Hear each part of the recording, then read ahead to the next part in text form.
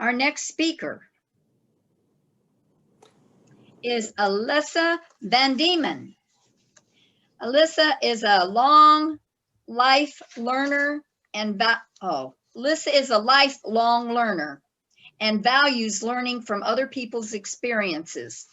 She has participated in USF Foundation Mentorship Program and is currently mentored by Toastmaster Brenda Adams. Alissa will share with us today qualities to look for and avoid in mentorship protege relationship. Alissa is working on Strategic Relationship Level 2 Introduction to Toastmasters Mentoring. The title of her speech is Mentorship. You will learn something. Alissa. Oh. Hello.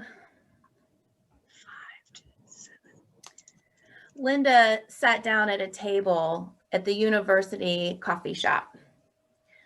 Salt and pepper hair, deep wrinkles, and wearing a blazer that was stiff and inhibited her movements. She looked like she'd rather be anywhere but sitting across the table from me. This was our first meeting as mentor protege. I was supposed to have a list of questions, topics of discussion, or she wasn't going to schedule the meeting. She valued busyness and I could not waste her time. I was privileged to be in her presence, or was I? Toastmasters and honored guests, today I'll be talking with you about the mentor-protege relationship, its value, its impact, and what you can learn out of it, positive or negative. You will learn something. There are three things I'm going to cover today. The first of which is experience and knowledge.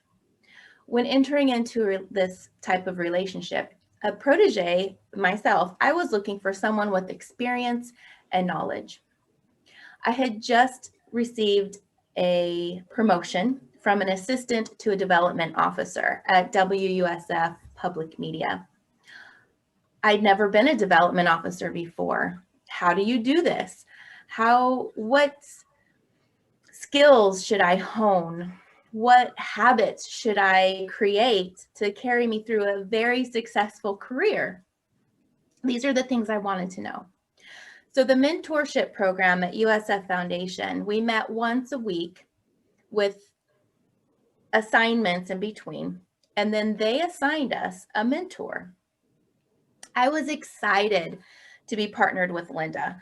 She had been in the field for decades and was in a prestigious position. I was excited and thrilled until we started communicating.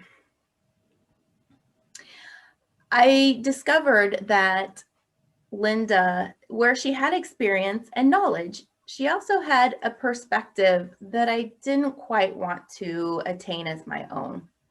She had become disillusioned by the university and she had a very bitter attitude. I learned something. I learned what I didn't want to become. I learned the attitudes I did not want to have. And I also learned that experience and knowledge doesn't necessarily equate wisdom and success. My second point, positive and supportive. Both the protege and the mentor need to come together and be positive and supportive of each other's roles. Linda made it clear, I am the one to drive this relationship. So I did, even when it seemed pointless. I would send her emails. She would reply to them. I would call her. She would return my phone calls. However, there wasn't that successful strategy in place that I was anticipating experiencing. I would put forth a situation and she would tell me, you'll figure it out. You got this, just keep at it. I didn't see how this was very helpful to me. However, I learned something. I learned that being positive and supportive is not just in action, it's in words too. That having a positive and supportive relationship, you'll get more out of it. That it's not just action, it's words. The third point for a successful mentor-protege relationship is being committed and dependable. Linda was dependable. She would reply to my emails. She would answer my phone calls, as I mentioned. However, I didn't get that commitment from her, and that she was committed to my success. She was not committed to the success of our mentor-protege relationship. So I learned something. Again, it's those words and actions to really make it a successful learning experience for both parties. I learned that when the day comes that for me to be a mentor, I want to show up, help my protege grow up.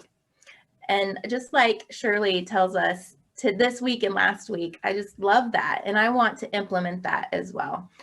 So being committed and dependable, it permeates more than just those responses to a protege. It is what is the content of those responses. So in conclusion, there are 3 points that I brought to you today about the mentor-protege relationship. Is that experience and knowledge is important. But it's not just experience and knowledge, it's wisdom and what was the other thing I said? Success. Experience and knowledge does not equal wisdom and success. The second is to be supportive and positive. Someone can be supportive, but not necessarily a positive attitude. And the third, and in that is successful strategies, sharing successful strategies with each other. And the third was being committed and dependable, not just in action, but in words as well. So I learned something. I learned that you will get out what you put into your mentor-protege relationship. And I just want to leave you with one short story. We started with our first meeting at the coffee shop, which ended up being our only in-person meeting. And I'm going to leave you with the last time I saw Linda. The last time I saw Linda, I was walking back to my office from lunch, and she was giving a couple gentlemen a campus tour. They were headed back to their golf cart, and I waved, saying hello. She looked at me, our eyes met. There was no recognition. There was no acknowledgement that I had spoken. They got in the golf cart and they left me in shock. Like, what was that? The University Foundation sent out an email the next day or day after that Linda had been let go. I learned something. How you treat people is important. Toastmaster.